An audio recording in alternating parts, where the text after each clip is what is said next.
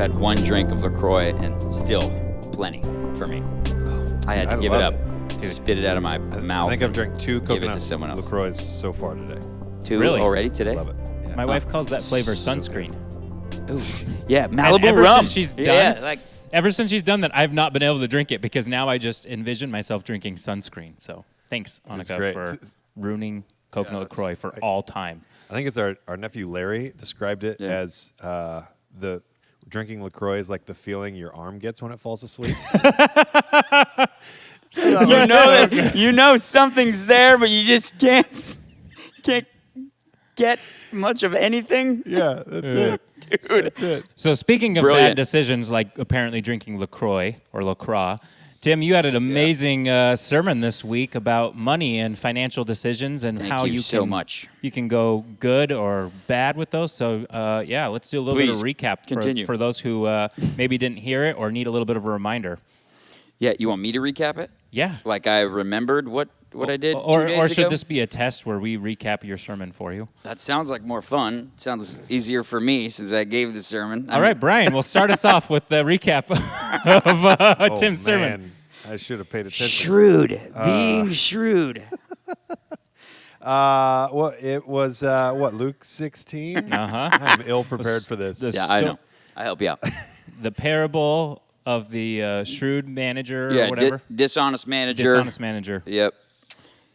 I'll help you guys up. Thank you. He screws things up, and he gets fired. Then, in the end, he ends up hooking himself up by discounting some of the clients that owe his master money. It's a pretty shrewd thing to do. And then the master comes and says, wow, that was really shrewd. You discounted the fees on these people's bills so that they would hook you up in the future. And then Jesus, after Jesus tells this parable, it says the master commended the manager for his shrewdness. Then Jesus goes right into the sons of this generation are more shrewd than the sons of light. So in certain circumstances. So just saying that non-believers are oftentimes more shrewd than believers, which is pretty wild that Jesus would use, people outside of the church to maybe help us inside the church. I mean, like using them as a good example, not in everything, not in all their lives, but specifically in money. And then Jesus goes in and through Luke 16 and just starts giving some warnings about if we're not faithful with our money. If we're not faithful with our money, bad things can happen. It may be dishonest if you're not faithful with your money. If you're not faithful with your money, you won't be entrusted with true riches. Talks about the benefits of being faithful and being generous with our money, being shrewd with our money. One of those is to see people come to faith and being welcomed into the eternal dwellings. Like if we're faithful with our money, if we're shrewd with our money, we will be welcomed by some of these people that we invested in on earth. We'll be welcomed into heaven by them, meaning it's going to be awesome. Like this will be a much better thing to do with your money, to invest in people coming to faith rather than spending it on ourselves and being kind of selfish and, stingy was the word that was coming to mind when I was reading this passage. So it's a couple key takeaways for me, and then maybe Brian, you could share some of yours. One of the biggest things to me was just that this was a sermon about money, which like you said, we don't often talk about a lot, but I think it really fit into the culture here at Outward. That I didn't leave that sermon feeling like guilty, even though I have a ton of room personally to grow in my shrewdness and in my just giving and things like that. Like I am always feeling that too. I mean, I think everybody in the room probably felt that, and I think everybody online listening to this probably feels at some times like, man, I could be better with my money. But you kept driving it home that there's good news, there's good news, there's good news. And I feel like one of the best things about the sermon for me personally was when we got to the gospel, and it was like, I failed, but Jesus didn't. Oh my gosh.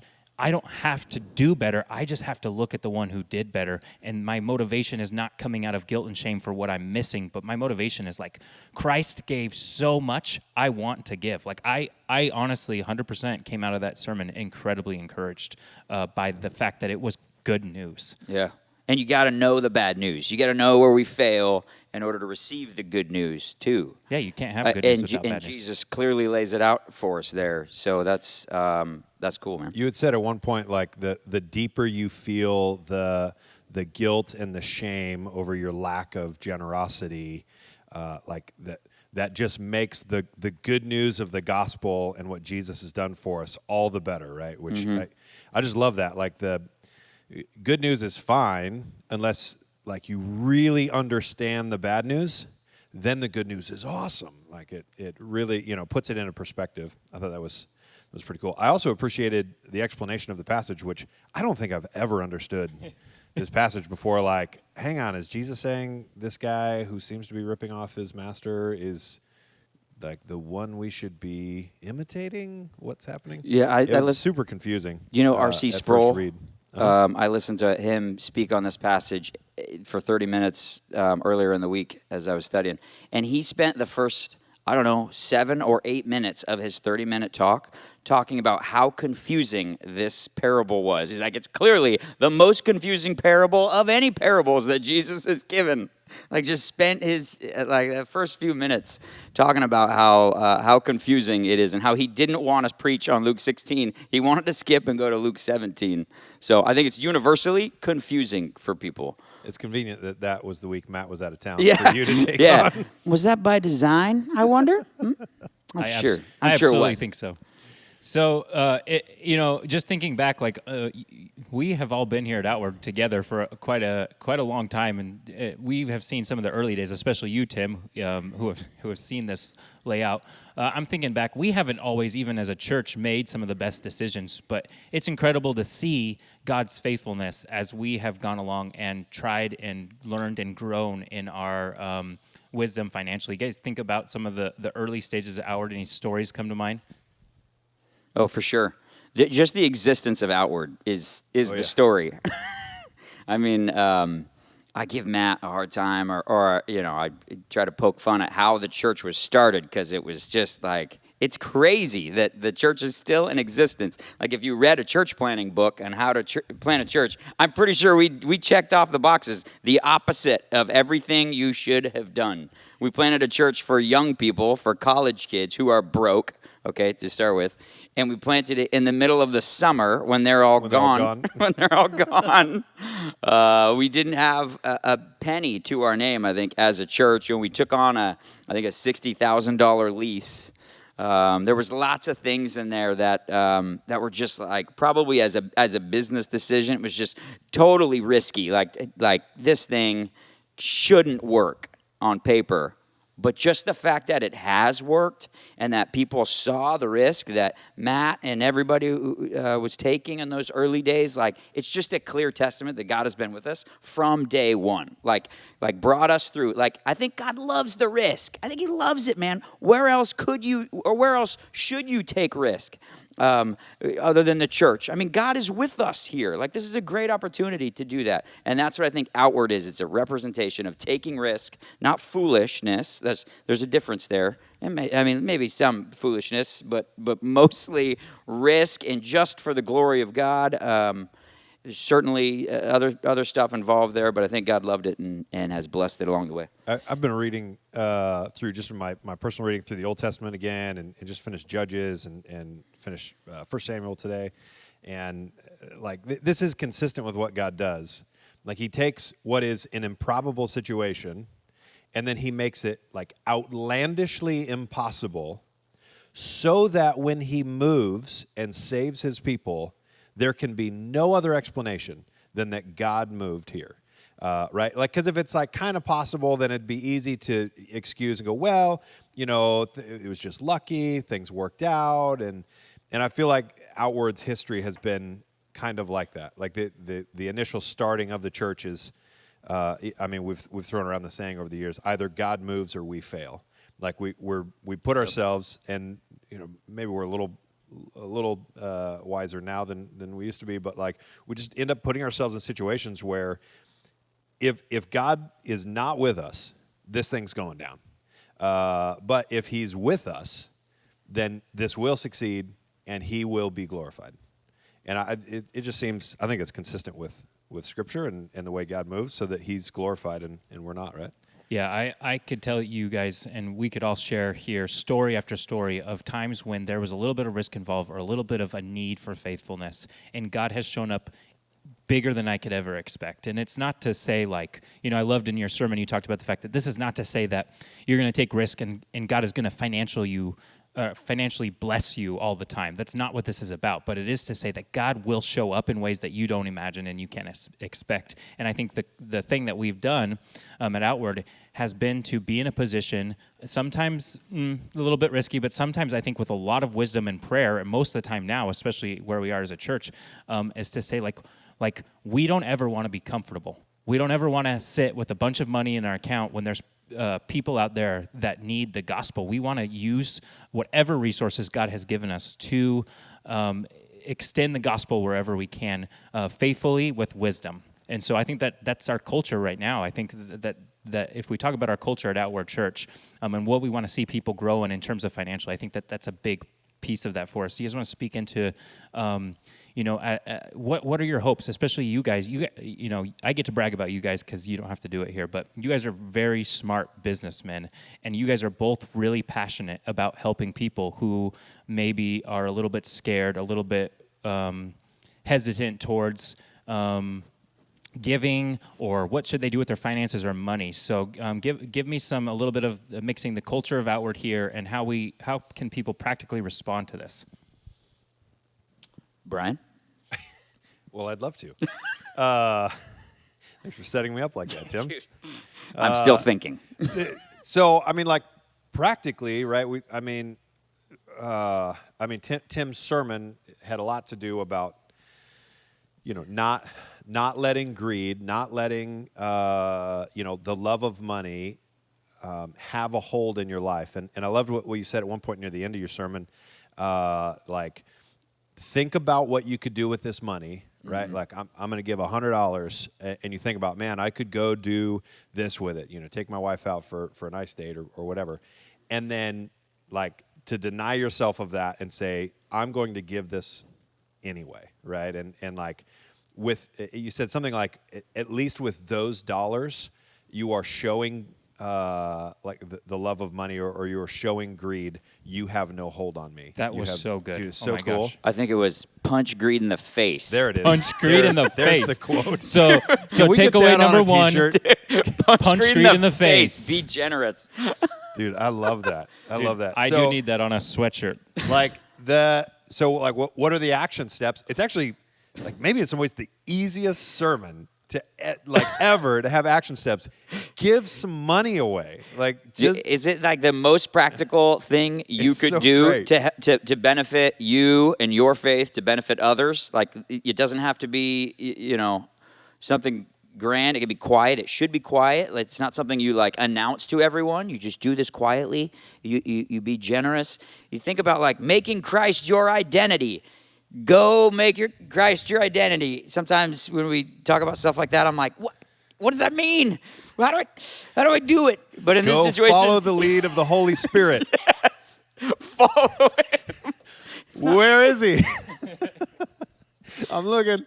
Dude, this literally is the most practical way for us, I think, to take our faith to the next level. It's just to increasingly be generous in all kinds of areas. And we talked about a bunch of them on Sunday. Can I tell you guys a story of when I first started giving? Please do. I was here at Outward. I was, I don't know, a greeter or something. I ended up sitting down with Matt in his office.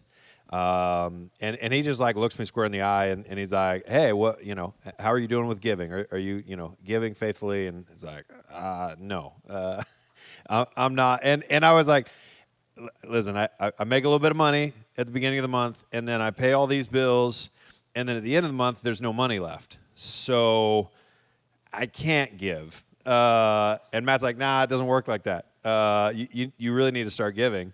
and just kind of see what happens. And I mean, I was super challenged, and that came along with prayer and stuff like that. But really, I was kind of like, all right, so I got some money at the beginning of the month, and I gave some, and then I go through the month and I pay the bills, and I get to the end, and I have no money left. It was a miracle. Like, it was so incredible. Oh, that was that was a good ending? That was such a good ending because You weren't in I debt. had no money left at the end anyway, and then I give to the Lord first, and I still have nothing left at the end. But everything Still got paid. ended at zero. Like, Nice. hey, I'm pretty sure that's a net gain. Like, this For is sure. kind of cool. It was like the simplest and smallest miracle that just had this profound impact on my life. Like, I can give to the Lord and still be broke. Not be like negatively broke, just straight up broke. Just straight up at zero, not in the red. But like that, I tested the Lord in that, and like I wasn't on the street. I was still there, and I was like, all right, let's try it again. Maybe we'll do a little bit more this time. Yeah. And just like increasingly, as like my faith grew, alongside my giving growing, and the Lord just continued to bless, and like not too incredible wealth or anything, but like, dude, the Lord just showed up. I didn't think it was impossible for me to give even a single dollar. Like it didn't make any sense on paper. Yeah. But the Lord just showed up, and it was really, really cool. So I feel like that's like practical step number one is like just start giving. Yeah. And watch like your heart change as you're no longer, like desperately clinging on to every single dollar. And then like slowly your heart starts to get softened, and you become more generous. And Can I say something? Like, Yes. practically, when I'm talking to people about saving for retirement, we will oftentimes talk to somebody in their 20s or 30s, and there's like multiple objectives. They're trying to pay off their student loans, they're trying to buy a house, and they're trying to save for retirement, right? All three are good, and they should do all three. I will typically tell them, they say, what should I do first? And I think Ramsey would say, you got to pay off all your debt. Can't do anything until you pay off your debt. But I don't. I think you can do all three at the same time, or you can attempt to do all three at the same time. And in regards to retirement, I say you just need to start saving something and get in the discipline of saving. Like, know what that feels like. Have the account set up. Watch that money start to grow. Even if it's just a tiny amount. Like, just get used to that. And maybe pour most of your funds into the student loan and put some money aside for the house down payment or something like that. But I feel like giving and being generous with our money could be something similar. If somebody's got a ton of debt and struggling, we're not telling you to tithe your rent money, but start with something. Get on the board. Like, just get into that practice of giving regularly and thinking through what that money could provide for you, and then give it up and give it to Jesus and punch greed in the face and say, listen, I want to be faithful, at least with a few dollars, like, let me prove it. I want this, and prove it with $5 a month. Like, you don't have to be a hero. Like, let's just start with something. So a couple of things I've heard. One is, even if you're in debt, even if you can't fathom giving, give something in faith, because there's a sacrifice that must be made there, and it's a discipline. So we get a lot of questions like that. We get, well, what if I can't give 10%? Yeah. Give 1%, give 5%, whatever it is. Start giving. And if you're already giving, and you maybe you're feeling a little bit stingy or whatever, maybe like me, who I've been given and I do the auto tithe thing, and it's like, I love that idea of punching greed in the face by thinking about what I'm giving up, and then like thinking about what this is going to. I mean, I love that. So number two would be give generously. Can I cut Yes. in on that? Like, Yes. If you have debt, right? Because that certainly was like an issue for me, right? Like I've got debt. I've got to make these payments, and there's just no room for generosity, no room for tithing, that sort of thing. If you have debt, not in every case, but in a lot of cases, and I'm not necessarily student debt, but maybe credit card, whatever, right? Like, maybe it's not a numbers problem, right? Maybe it's not a math problem on a budget spreadsheet, but it's a heart problem related to greed, right? It's money owning you rather than you owning your money. And actually, the most effective way to get the debt paid off is not to just deal with the math problem, but to deal with the heart problem. And as you've said, like to punch greed in the face, like you start being generous and you start giving. Certainly in my life, that was the case. The best way to deal with and paying off the debt was to actually start giving, which mathematically doesn't make sense, but it starts changing your heart, and then the debt becomes much easier to deal with. That is so good. That is so good. Yeah, and I think the third point that I'm thinking of, because we have to do things in threes, is It's a holy number. Yeah, it's a holy number. You don't 3 do to this 7. You go to 4. We got to go all the way to 7. All right. Well, maybe we'll get there. You don't do this alone, though, right? Like all of us, if we think back to all of our stories, we've had someone that's been influential in us giving, right? And so I would say the third thing is do this. Come to someone and confess or whatever you want to call it, but just meet with someone and say, I don't know what to do. I struggle with money. I struggle with my finances. Both of you guys, I know in particular, meet with people on a regular basis and give great financial advice. We have a number of people here at the church who would love to meet with you, and it's not going to be some guilt trip like we've been talking about this whole time. Every single one of us here has been in that situation. When I started at our church, I was giving $0. I didn't have any comprehension of what it would look like to even give $10 a month, and I had a lot of help in getting me there. And so I would say the third step someone could take and should take is to meet with somebody, meet with their community group leader. Sure. Go to outwardchurch.com/connect and tell us there. Email us at info@outwardchurch.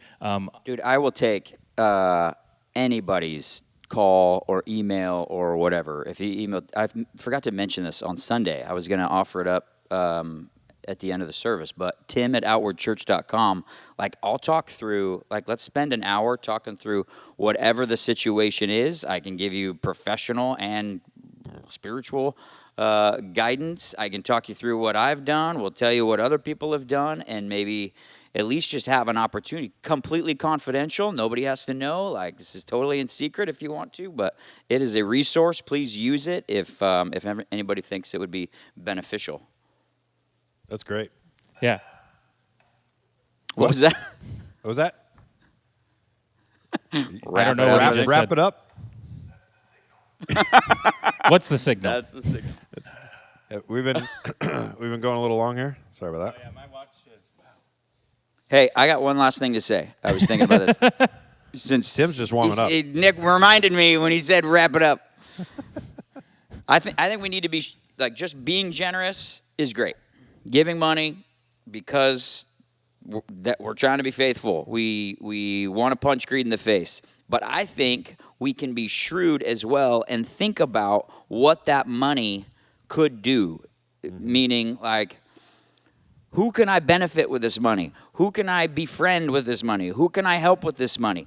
How many people can I help get to know the gospel, get to know Jesus through the gospel so that they might come to know Christ? I think we could be shrewd like a business owner would and think through some goals. Like, I want to see 50 people come to know Jesus. How can I allocate my money? Obviously, the local church is a good way to start there.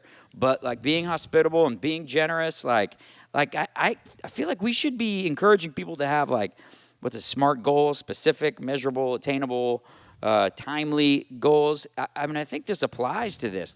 That's what being shrewd is: setting goals and allocating our funds to accomplish those goals. I think there's something in there that we could encourage people to do that would be awesome. That I want to start doing, I guess. That's Dude, great. You get me fired up about this. Just hearing you being fired up about this. And Good. Since we hit 4 points, we got to do 7. But we'll continue this in part 2 of the Outcast next time. 3 through something. I don't know what I'm saying anymore. I think he ended it like 10 minutes ago. I'm hoping.